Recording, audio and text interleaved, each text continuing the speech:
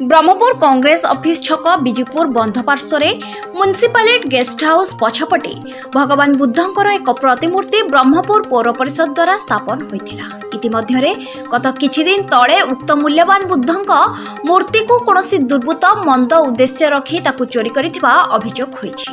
एही घटनार पुंखानुपुंख तदंत करी अपराधिक विरुद्ध रे दृढ़ कार्यानुष्ठान दाबी करछन्ति आईनजीवी तथा बीजेपी नेता पीतवास पंडा।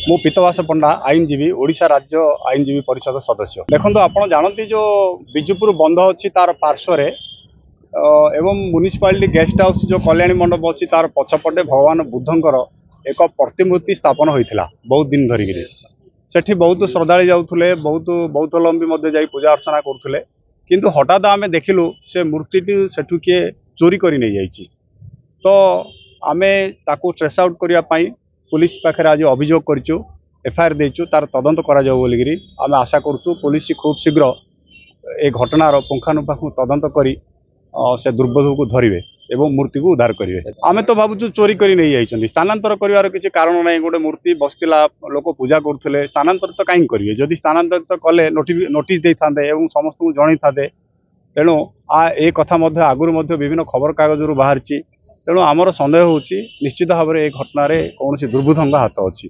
जदि बीएमसी जदि से संपृक्त अच्छी तेरे बीएमसी भूल करछि। पत्थर मूर्ति बहुत मूल्यवान मूर्ति आईआईसी कहले से एफआईआर को रेजिस्टर करेंगे और तदंत करेंगे मूर्ति को ट्रेस आउट करेंगे। देखो से पाखे पुलिस सीसीटीवी अच्छी आम आशा करूँ पुलिस सीसीटीवी जांच करी दुर्बुद्ध को खूब शीघ्र धरिवे। ब्रह्मपुर कालीप्रसाद रथों रिपोर्ट फोकस प्लस।